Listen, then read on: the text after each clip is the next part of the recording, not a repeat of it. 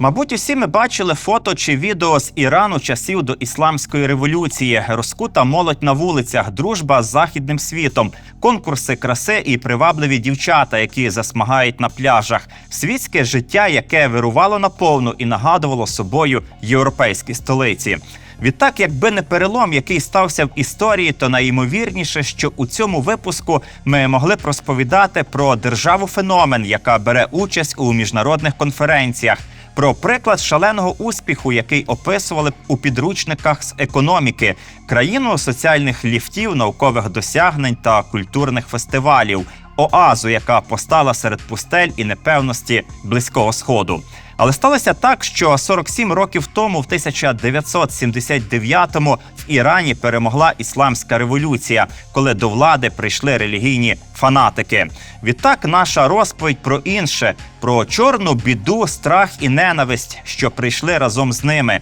Як держава, яка займає друге місце у світі за покладами природного газу, а нафти має більше, ніж Арабські Емірати та Катар разом узяті, прирекла своїх громадян на бідність. Як країна, що має ідеальне географічне положення, доступ до кількох морів і лежить між Азією та Європою, замість стрімкого розвитку швидко скотилася на самий низ. А найголовніше – про дикі середньовічні звичаї, каменування, побиття батогами, публічні страти, тортури і поліцію моралі, яка пильно стежить за поведінкою громадян. Коли навіть неправильно одягнений хіджаб може стати причиною смерті, як це було з 22-літньою Махсою Аміні.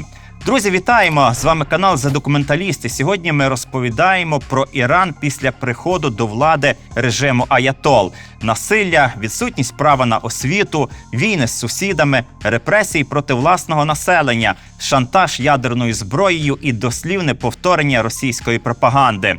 Дружба з Кремлем, внаслідок якої по українським містам прилітають шахеди. Якщо вам подобається контент, підпишіться просто зараз під час перегляду, бо система розцінить це як те, що наше відео цікаве. Натисніть на дзвіночок, який буде повідомляти вас про вихід нового блогу. Діліться своїми думками у коментарях. Ми читаємо все, а для алгоритмів YouTube це привід показати контент більшій аудиторії. Я лікарка, тому смерті не боюся. Смерть всього лише мить і не більше того. Я скоріше готова зустріти її з розкритими обіймами, ніж жити у ганьбі, насильно прихованої покривалом. Я не підкорюся тим, хто чекає від мене каяття в моїй півстолітній боротьбі за рівність чоловіків і жінок. Я не готова носити чадру і зробити крок назад у минуле. Це останні слова іранки Фарухри Парси, які вона адресувала своїм дітям перед тим, як її стратили у 1980 році. За фахом Парса була лікаркою. Після закінчення Тегеранського університету працювала за професією, але згодом присвятила себе викладанню та державній службі. У 1968 році жінка стала першою в Ірані міністеркою освіти. Це стало абсолютно безпрецедентним випадком в історії країни. Причому вона обіймала посаду кілька років.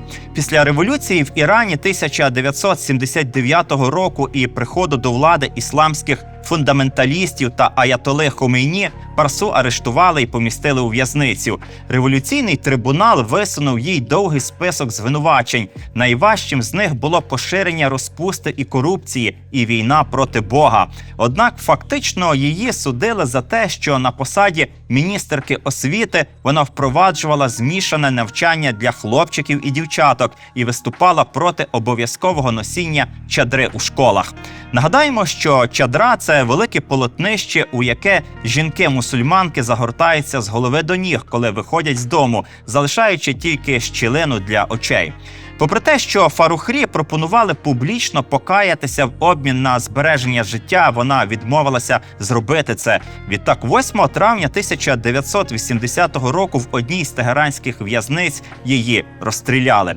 За свідченнями очевидців, до останньої хвилини Парса зберігала холодний спокій. Суддя, якого в народі прозвали катом, особливо наполягав на найсуворішому вироку. Неофіційною причиною смертної кари, яку їй винесли ісламісти, вважають те, що Фарухра відмовилася носити хіджаб.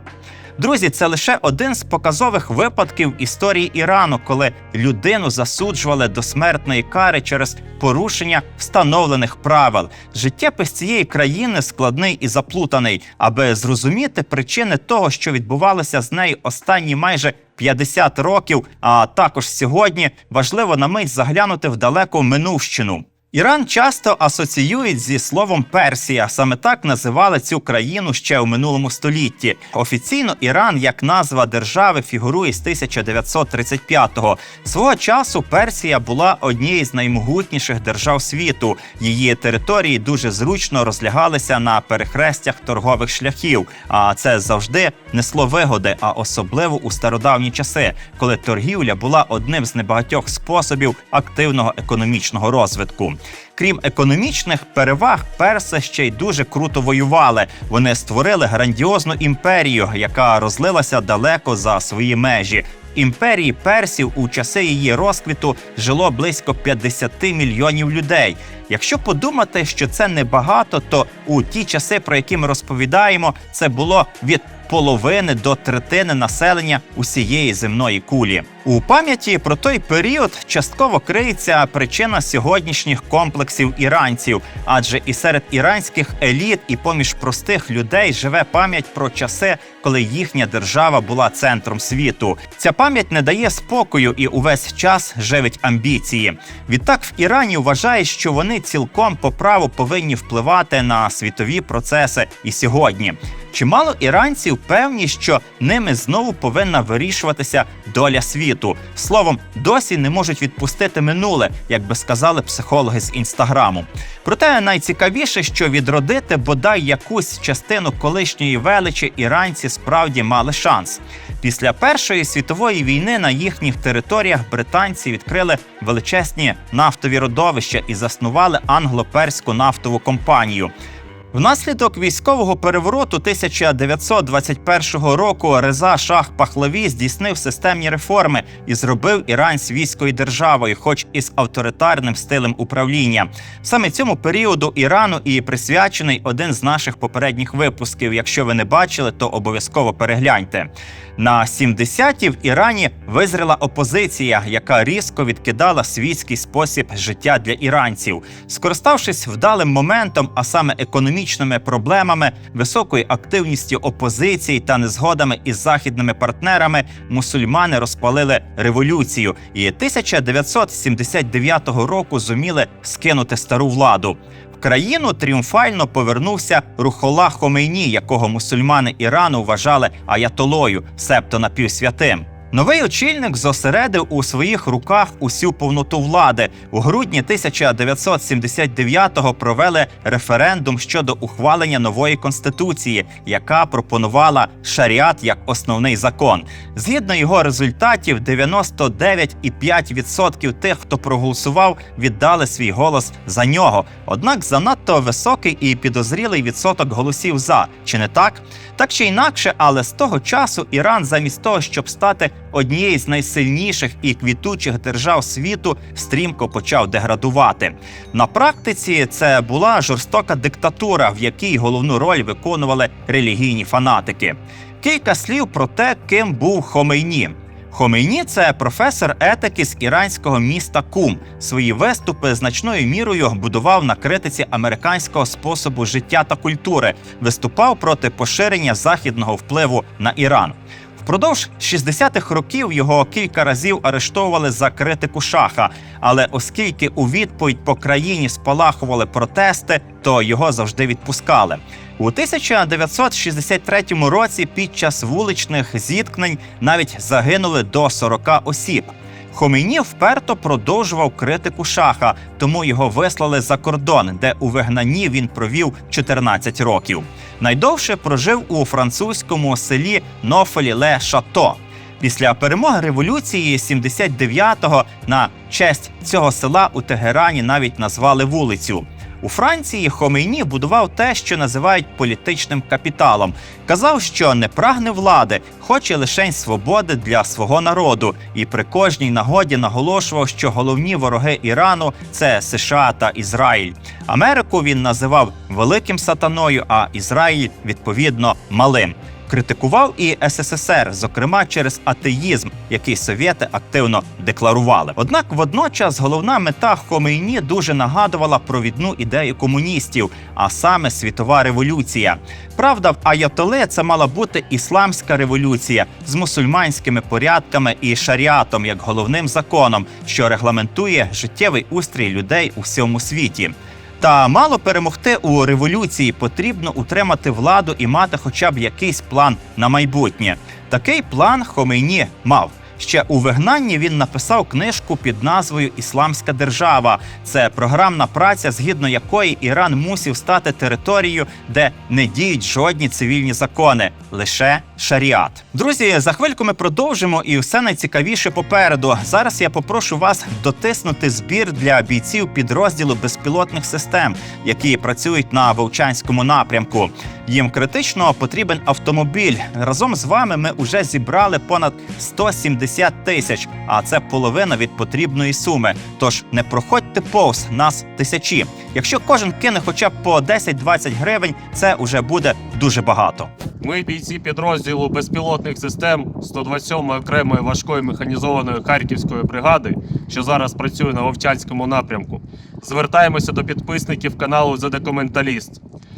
Для нашої роботи підрозділ потребує авто. Допоможіть нам боронити нашу батьківщину і знищувати ворогів. Разом переможемо! Маєте можливість, закиньте хто скільки може, бо для хлопців це важливо. А якщо після гривні на ЗСУ ви маєте бажання та можливість підтримати нашу творчу команду, то можете зробити це через Монобазу – сервіс, який дозволяє винагороджувати авторів через донати. Здійснити разову пожертву чи підписатися на постійній основі на комфортну для вас суму. Для тих, хто за межами України, є міжнародна система PayPal. І також висловлюємо вдячність за підтримку та постійне партнерство фундації Пилипа Орлика. І ми продовжуємо, що ж означає це страшне слово «шаріат». Так називають ісламську законодавчу систему, яка походить з Корану, а також діянь і висловів пророка Мухаммеда. Шаріат є кодексом життя мусульман. Його мета – підказати, як поводитися у життєвих ситуаціях згідно з бажанням Аллаха. Однак, звісно, закони шаріату не дають конкретних відповідей на всі запитання, тому на його основі це роблять уповноважені релігійні діячі, імами. Себто трактують священну книгу та ухвалюють відповідні постанови. Мусульмани натомість зобов'язані ревно слухатися релігійних лідерів і звертатися за порадою до них буквально у кожному аспекті свого життя. Якщо християнин запросив мусульманина на вечірку, тому краще про всяк випадок запитати в імама, чи варто йти, чи ні. Мусульмани можуть звертатися до шаріату за вказівками у питаннях сім'ї, відпочинку чи навіть бізнесу. І понад усім цим головний духовний лідер – аятола. Саме таким духовним лідером в Ірані став Хомейні у 1979-му. Популярність аятоли в Ірані була неймовірно високою. Його промови слухали заворожено і з готовністю моментально втілювати сказане на практиці. Принаймні так виглядало. Якою була справжня підтримка іранського населення Хомейні, насправді оцінити вкрай складно. Духовний лідер зосередив у своїх руках настільки багато влади, що мало хто наважувався йому публічно перечити чи бодай сумніватися у його правоті.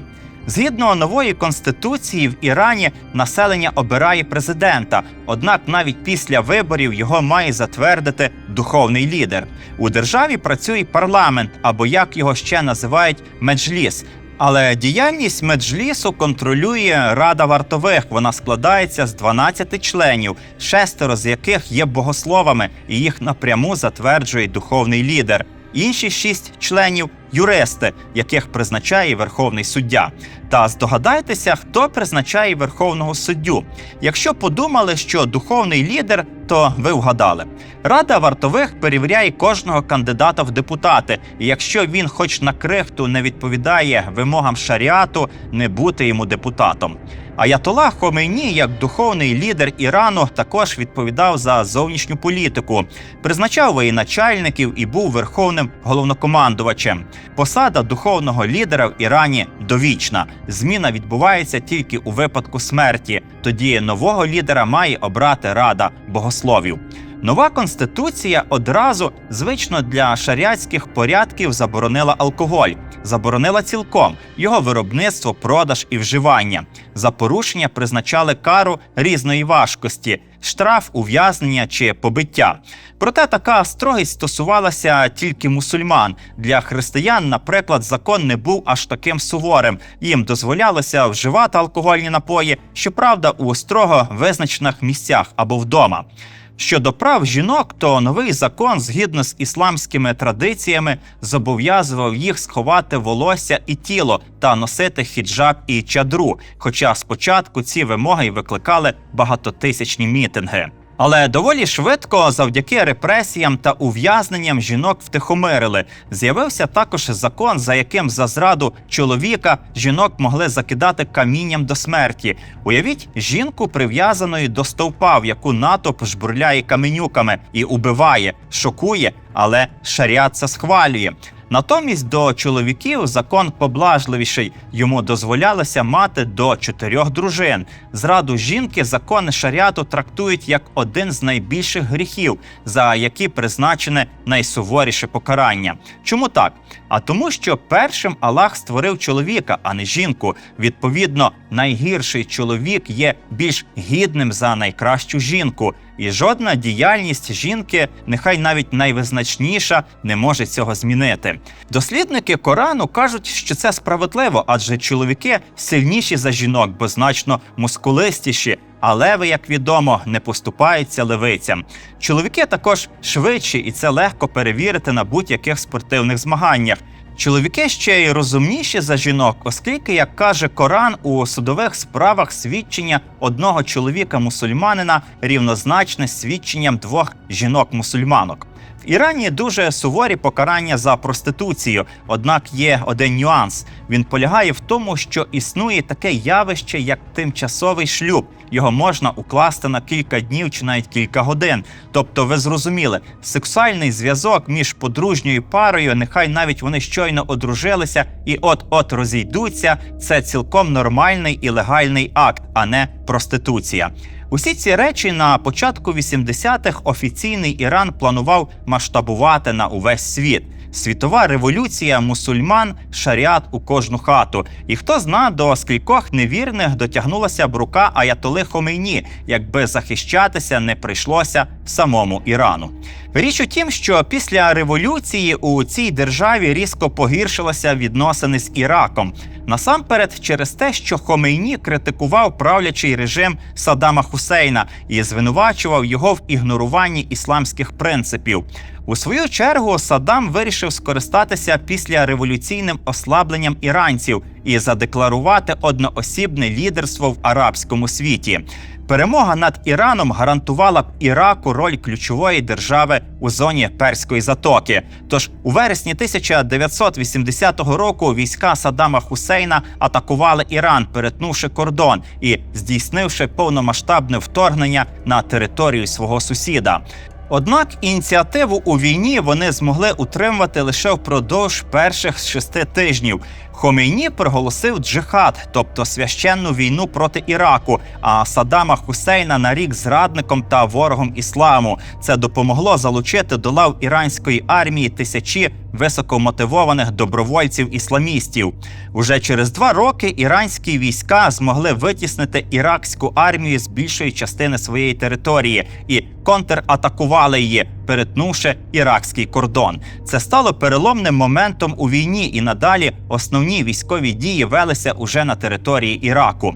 Військові невдачі змусили Саддама Хусейна кілька разів виступити з ініціативою щодо припинення військових дій та переговорів. Однак аятолла Хомейні щоразу різко відкидав ці пропозиції. Для Сполучених Штатів Америки і Західного світу війна між Іраном та Іраком була вигідною. Для Вашингтона було зручно, аби 2 лідери Перської затоки якнайдовше послаблювали одне одного. Війна між іракцями та іранцями також давала можливість американцям посилити свою військову присутність в регіоні під приводом стабілізації ситуації.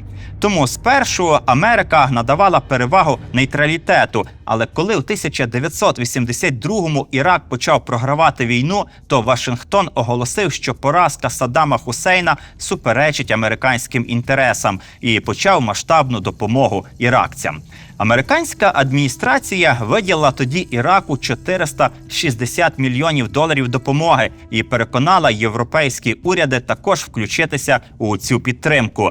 Змагатися з Іраком плюс Америкою Ірану було заскладно. Зайшовши у глухий кут, іранцям таки прийшлося сідати за стіл для переговорів. Тож влітку 1988 року Іран та Ірак уклали угоду про зупинення військових дій. Наслідки цієї війни для обох сторін виявилися катастрофічними. Вона призвела до загибелі близько 1 мільйона осіб, а шкоду, завдану збройним конфліктом, оцінили в $1 трильйон для обох сторін. Завершення Ірано-іракської війни міжнародна спільнота сприйняла як перемогу Саддама Хусейна, адже ісламська революція, яку планував Хомейні, захлинулася у зародку. Знесилений Іран змушений був попуститися і відмовитися від ідеї світової експансії. «Ми помстилися іракцям за напад, але й не можемо його перемогти», врешті визнав Хомейні. На початку 1989 року він ще встиг віддати наказ про фізичне знищення письменника Салмана Ружді, книжку якого сатанинські вірші мусульмани-фундаменталісти визнали за образливу для ісламу. А вже через півроку Хомейні віддав пророку Мохаммеду душу. Поховали його у спеціально збудованому мавзолеї, абсолютно розкішному, величному та помпезному. Однак аятола помер, тож хай живе новий аятола. Одразу після смерті Хомейні асамблея експертів у складі 88 членів обрала нового хранителя шаріату. Ним став 40-річний Сеїд Алі Хосейні Хаменеї. Походив він з родини священнослужителя, тож релігійна освіта Алі Хаменеї розпочалася дуже рано. Навчався він у свого попередника у місті Кум.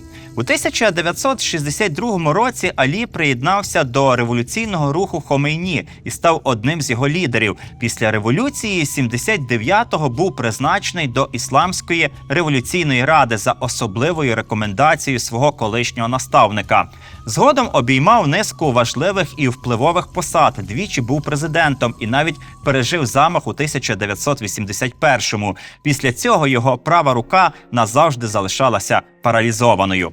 Аятолла Хаменеї був не менш запеклим критиком США, ніж його попередник. Неодноразово висловлювався про американських президентів у тому ж дусі. Хочуть повалити іслам і відновити залежність Тегерану від західного світу. Таким же ворожим він був і щодо Ізраїлю, виголошуючи у промовах, що місія Ірану стерти Ізраїль з лиця землі, вирізати як ракову пухлину. Хаменеї піддавав сумніву Голокост і часто вдавався до геть неадекватних заяв щодо євреїв. За керівництва Хаменеї Іран значно розширив свій вплив у регіоні. Аятоллу вважають відповідальним за особливо жорстокі репресії в Україні. Він розвивав корпус вартових ісламської революції і зробив з нього елітне збройне формування. Саме корпус вартових став для аятоли опорою, на яку він покладався, вибудовуючи вертикаль своєї влади. Коли у 1997 році президентом став доволі ліберальний, як на Іран, Мохаммад Хатамі, Хаменеї всіляко блокував його ініціативи, використовуючи підконтрольні йому суди та силові структури для закриття газет і арешту активістів.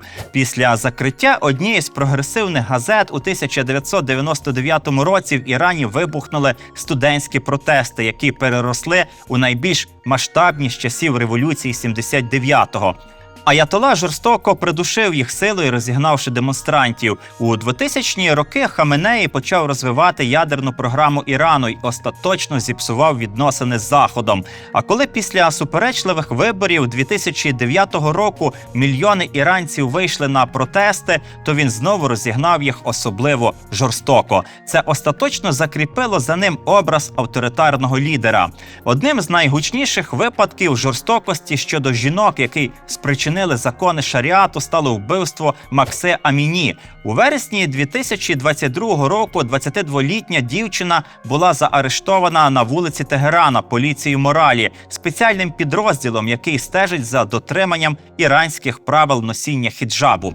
Поліція моралі має значні повноваження, і серед інструментів вуличні камери, за допомогою яких можна спеціально відстежувати, хто як одягнений і чи немає часом жінка непокритої голови.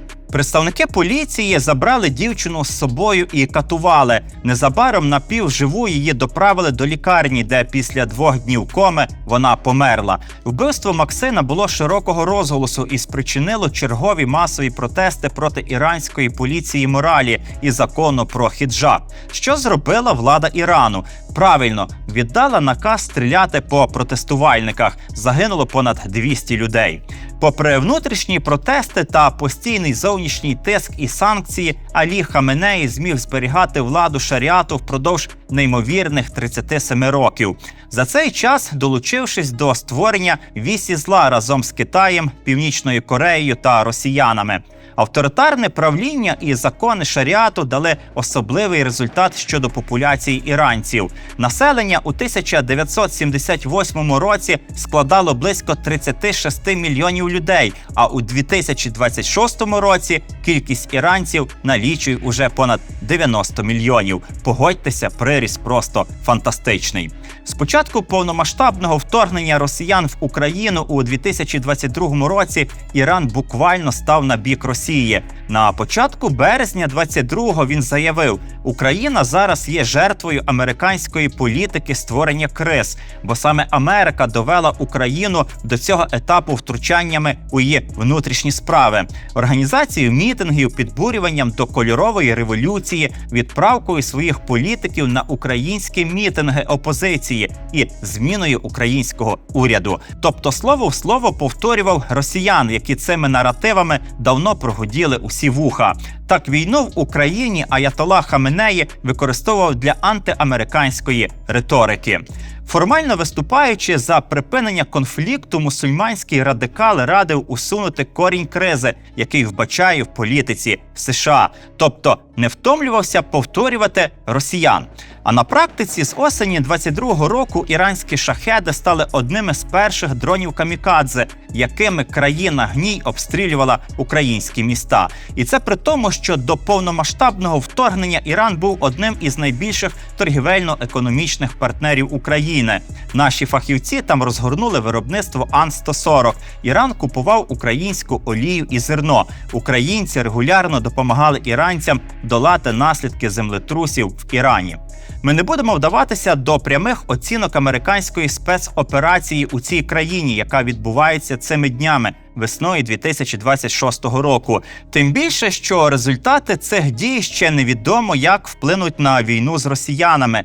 Але скажемо лише, що мільйони іранців вперше за майже півстоліття мають шанс зітхнути з полегшенням, а аятолла Хаменеї нарешті познайомився з поліцією моралі пекла. Однак аятолла помер, хай живе новий аятолла. Щоправда, невідомо скільки. Друзі, з вами був канал «За Документаліст», і сьогодні ми говорили про Іран після ісламської революції і владу аятол. Якщо вам сподобався випуск, то підпишіться та поставте вподобайку. Бережіть себе, зустрінемось.